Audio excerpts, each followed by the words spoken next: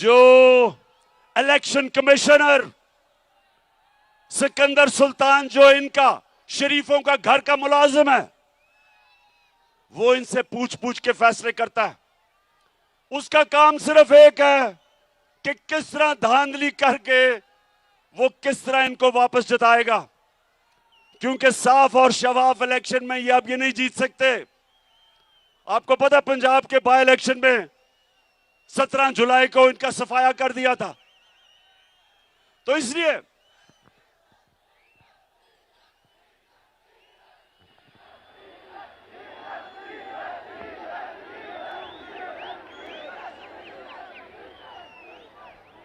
हाँ, तो टैक्सिला आप पहले बताओ, तैयार हो आप?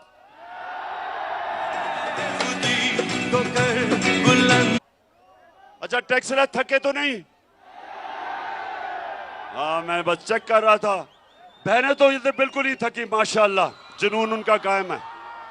अच्छा टैक्सिला, अब मैं आप सबके सामने जो मेरा प्लान इस मुल्क में हकीकी आजादी के लिए, जो मैं अब मार्च इस्लामाबाद की तरफ जो मेरा प्लान बन रहा है, उसमें मैं आप सबको शामिल करना चाहता हूं। आपने सबने तैयारी करनी है, सबने तैयारी करनी है, क्योंकि टैक्सिला जंजीरें गिरती नहीं है, जंजीरें गिरती नहीं है, तोड़नी पड़ता। आजादी, आजादी कोई प्लेट में रख के नहीं देता, आजादी छीननी पड़ती है। ये जो ऊपर मुसल्लत किए हुए हैं और जो इनके हैंडलर्स हैं, सब तैयार हो जाओ। मैं आज अपनी सारी कौम को पैगाम दे रहा हूं, जिधर भी आप हो, आप ये याद रखो कि ये एक तहरीक बनी, पाकिस्तान बनाने के लिए एक तहरीक थी, तहरीक पाकिस्तान, और ये उसके बाद 75 साल के बाद ये पाकिस्तान को हकीकी तौर पे आजाद करने के लिए अब ये दूसरी तहरीक है। खुदा के अपने आप को आजाद करवाने के लिए ये सारे बुत तोड़ने हैं। खौफ का बुत सबसे पहले, और ये जो चोर हमारे पर मुसल्लत किए हैं, इनसे अपने आप को आजाद करने के लिए, हमेशा के लिए, ये हमारा दूसरी मिशन है। और तीसरी चीज, मुल्क में, सुन लो टैक्सिला, कानून की बालादस्ती कायम करने के लिए, जिसको कहते हैं रूल ऑफ लॉ, इंसाफ लाने के लिए। आज तक क्यों नहीं इंसाफ आया? क्यों नहीं इंसाफ आया आज तक पाकिस्तान में? क्योंकि ताकतवर अपने आप को कानून के नीचे नहीं लाना चाहता, वो अपने आप को कानून से ऊपर रखना चाहता है। मेरे नबी सल्लल्लाहु अलैहि वसल्लम के पास जब लोग आए और उन्होंने कहा कि ऐ नबी, एक कुरैश की लड़की को चोरी करने पर सजा मिल गई है, उन्होंने कहा कुरैश की लड़की को चोरी के ऊपर सजा मिल गई है, तो नबी इसको माफ कर दें। तो मेरे नबी सल्लल्लाहु अलैहि वसल्लम ने कहा कि मेरी अगर बेटी भी होती, उसको भी मैं सजा देता, कानून के ऊपर कोई नहीं। यानी रूल ऑफ लॉ। जो कौम, पाकिस्तानियों सुन लो, कौमें जो खुशहाल हैं, कौमें जो तरक्की कर रही हैं, उन सारी कौमों के अंदर कानून की बालादस्ती है। और जो कौमें गरीब हैं, जो कौमें इस वक्त गुर्बत में फंसी हुई हैं, महंगाई में, वो कौमें जिनसे लोग तरसते हैं मुल्क से बाहर नौकरियां लेने जाने के लिए, वो सारी कौमों के अंदर यही है जो आज पाकिस्तान में है। अमीर के लिए एक कानून, वो चोरी करे तो एनआरओ और गरीब चोरी करे तो जेल में। वो सारी कौमों का मसला ये है कि ताकतवर कानून के नीचे नहीं आना चाहता। जो भी मुल्क का ताकतवर है वो अपने आप को कानून से ऊपर समझता है, इंसाफ नहीं आने देता, इंसाफ नहीं होने देता।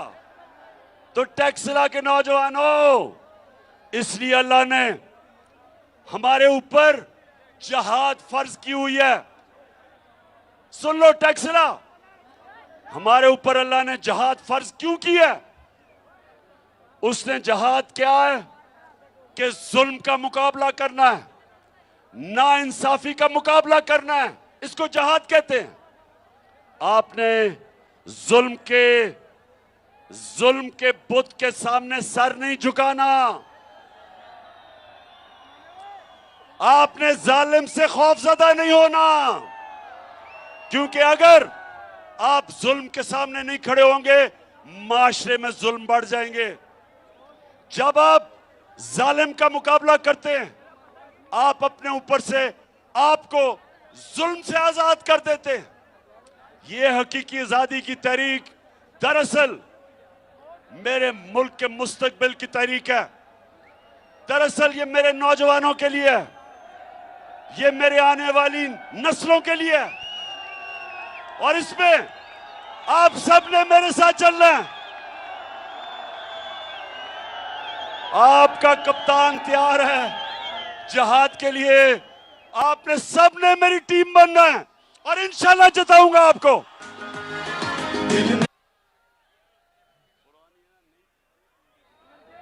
अच्छा टैक्सला, मैं सिर्फ आपको बताना चाहता हूं, मैं सिर्फ अब आपको वीडियो दिखाना चाहता हूं कि कितना बड़ा जुल्म हुआ है मुल्क से। अभी देखना। और ये क्या है, ये वीडियो क्या है? क्योंकि अभी उन्होंने मरियम को बरी कर दिया कि जी उसने कोई बेचारी बेकसूर है। अब जरा ये वीडियो देखें, और मैं इसमें आपको सिर्फ ये बताना चाहता हूं कि कैसे जालिम के लिए एक कानून, ताकतवर के लिए एक कानून और बेचारे गरीब लोगों के लिए दूसरा कानून। ये जरा दिखाएं। है कि आपको ये प्रॉपर्टी आप ले सकते हैं, क्योंकि आपने मे फेयर के अंदर जो आपकी 4 अपार्टमेंट्स हैं उनकी 1 अरब से ज्यादा, 1 अरब रुपए से ज्यादा उनकी कीमत है। अब 4.5 अरब तक पहुंच गई है उनकी कीमत। आपने अपनी जो टैक्स में टोटल आमदनी बताई है 94 में 1.5 लाख रुपए है। मुझे ये बताएं कि आपने अरबों रुपए की मे फेयर में प्रॉपर्टी खरीदी कैसे? सुन लिया, ये आज से 10 साल पहले। टैक्स सुनो जरा, क्योंकि आपको भी और दिखाऊंगा, पहले आप समझ लें। 10 साल पहले, बैठ जाओ ना, वो कह रहे बैठ जाओ। ओ जरा बैठ जाए सामने, बैठ जाओ, वो नहीं देख सकते, वो बैठ जाओ। अच्छा 10 साल पहले, 10 साल पहले इनकी, मैंने ये जो आप देख रहे थे, मैंने इंकशाफ किया कि अरबों रुपए की इनकी लंदन के सबसे महंगे में 4 अपार्टमेंट्स थी। पैसा किधर से आया? तो पीछे हो जाओ। अच्छा अब सुने जरा, तो ये जब आया तो मरियम वो जवाब देती है, जरा ये सुने उसका जवाब क्या है। इस तरह मुझे लगा कि आप लोगों को बेवकूफ नहीं बना सकते। मेरी सेंट्रल लंदन में प्रॉपर्टीज तो दूर की बात है, मेरी पाकिस्तान में भी कोई प्रॉपर्टी नहीं है। मैं अपने वालिद के साथ है, और मुझे समझ नहीं आई कि मेरी और मेरी वालदा की और बहन भाइयों की प्रॉपर्टीज ये कहाँ से निकाल के ले आए हैं। मेरे नाम पाकिस्तान में कोई प्रॉपर्टी नहीं है, ये तो इंग्लैंड की बात है। पाकिस्तान में भी बेचारी की कोई प्रॉपर्टी नहीं है, तो लंदन में किधर से आनी थी? अच्छा मरियम बेचारी को एक चीज का नहीं पता था, टैक्सला, वो बेचारी मरियम को एक चीज का नहीं पता था कि अल्लाह अल हक है, वो सच का खुदा है, वो सच सामने ले आता है। तो उसको नहीं पता था कि एक इंटरनेशनल इंकशाफ होता है, पैनामा पेपर्स, दुनिया में बड़े बड़े प्राइम मिनिस्टर, मिनिस्टर्स, उनका इंकशाफ होता है कि उन्होंने अपनी अरबों रुपए की प्रॉपर्टीज छुपाई हुई थी बाहर, वो इंकशाफ हो जाता है। उसमें बेचारी मरियम भी फंस जाती है कि भाई क्या कहते हैं हुसैन शरीफ, ये सुने। इस बात को तस्लीम करता हूं कि अल्हम्दुलिल्लाह पाक लेन के ऊपर जो अपार्टमेंट्स हैं वो अल्हम्दुलिल्लाह हमारे हैं। मैं इस बात को तस्लीम करता हूं कि उनको ऑफशोर कंपनीज नेस्कॉल लिमिटेड और नीलसन लिमिटेड जो है उनको ओन करती हैं, और मैं आपको ये भी अर्ज करता हूं उनको होल्ड कर रही है इस वक्त मरियम नवाज शरीफ, मेरी हमशीरा जो है। ठीक है जी, ठीक है जी, ठीक है। उसने कहा कि लंदन तो छोड़ो, पाकिस्तान में भी कोई प्रॉपर्टी नहीं है। इंकशाफ होता है 4 साल के बाद, और भाई साहब खुद ही कह देते हैं कि वो 4 महलात मरियम के हैं।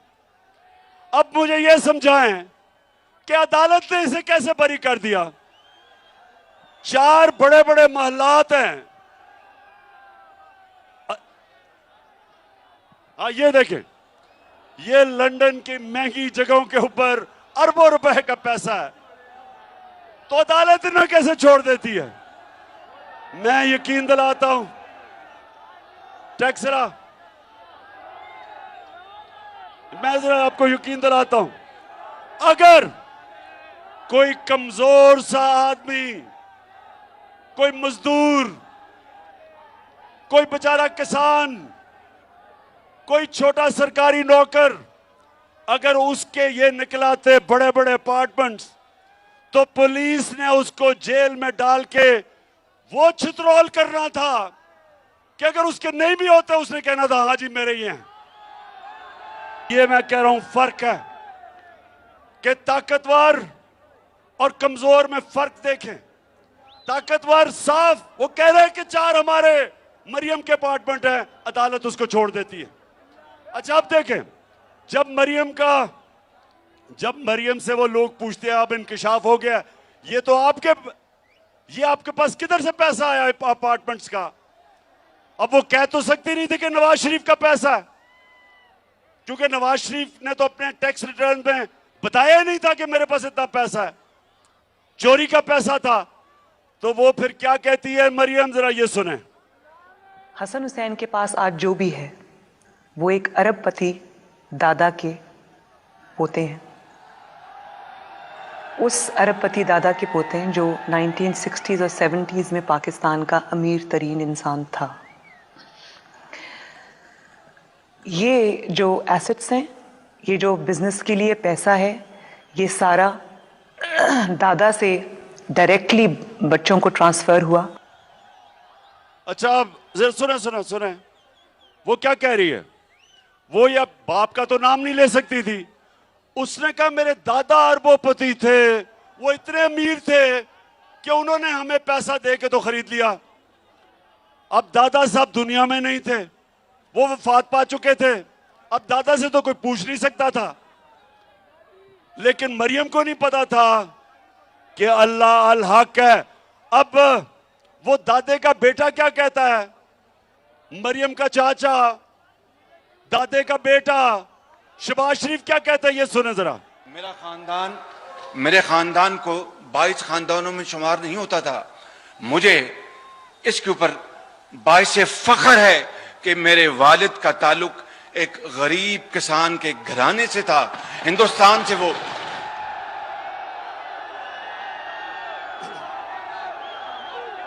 अच्छा अब टैक्सला, मैं जो आपको समझा रहा हूं आपको समझ आ गई कि पैसा चोरी करो पाकिस्तान से, बड़े बड़े महल्लात खरीद लो बाहर, उसके बाद डील करो, एनआरओ ले लो, वहां से वापस आ जाओ, अपने केसेस माफ करवा लो, और फिर चोरी के लिए तैयार हो जाओ, फिर लूटो, फिर कौम का खून चूसो, और उसके बाद जब भी इनको खतरा होगा मैं आपको यकीन दिलाता हूं कि ये सबसे पहले बाहर भागेंगे। तो मैं आज अपनी सारी कौम के सामने ये अनाउंस करता हूं कि मैं अब पूरी तैयारी कर रहा हूं। 25 मई को हमने ये समझा था कि हम एक पुरअमन एहतजाज कर रहे हैं और हमें ये इजाजत देंगे, जैसे हमने इनको धरने करने की इजाजत दी, हमने कभी नहीं रोका। तो हम ये समझ रहे थे, लेकिन हमारा मुकाबला माफिया से है, डाकुओं से है, मुजरिमों से है। इन्होंने हमारे ऊपर तशद्दुद किया, हमारी फैमिलीज थी, इन्होंने उनके ऊपर टेयर गैस शेलिंग की। पुलिस ने हमारे लोगों के ऊपर घरों में घुस घुस के लोगों को पकड़ा। तो आज कप्तान तैयारी कर रहा है, राना सनाउल्लाह और शहबाज शरीफ तैयार हो जाओ।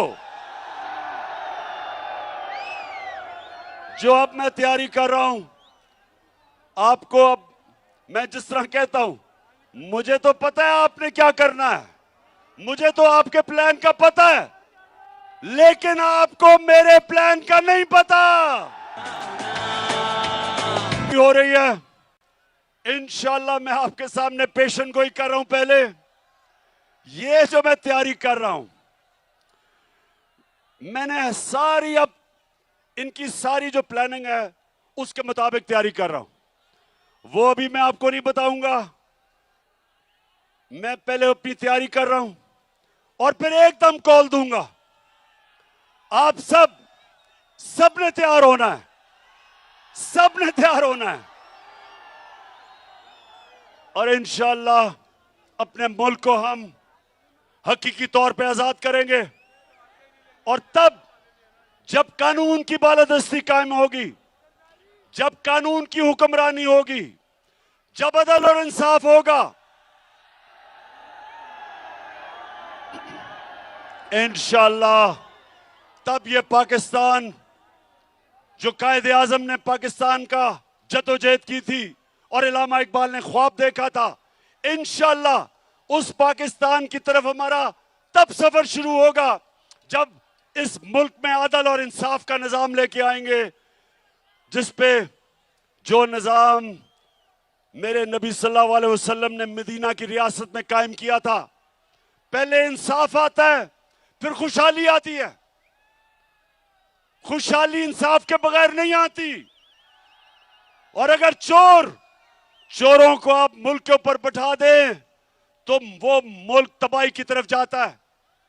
तो इसलिए सबने मेरी कॉल की इंतजार करनी है, ज्यादा देर नहीं है। प्लानिंग पूरी कर रहा हूं और इंशाअल्लाह इस बार ये जो मार्च होगी, इंशाअल्लाह इस मुल्क को एक अजीम कौम बनाएंगे। वो कौम बनाएंगे जो इंशाअल्लाह हर पाकिस्तानी, ये दिन आएगा जब दुनिया में हरा पासपोर्ट लेके जाएगा, लोग उसको इज्जत करेंगे, इज्जत सी नजर से देखेंगे। पाकिस्तान जिंदाबाद।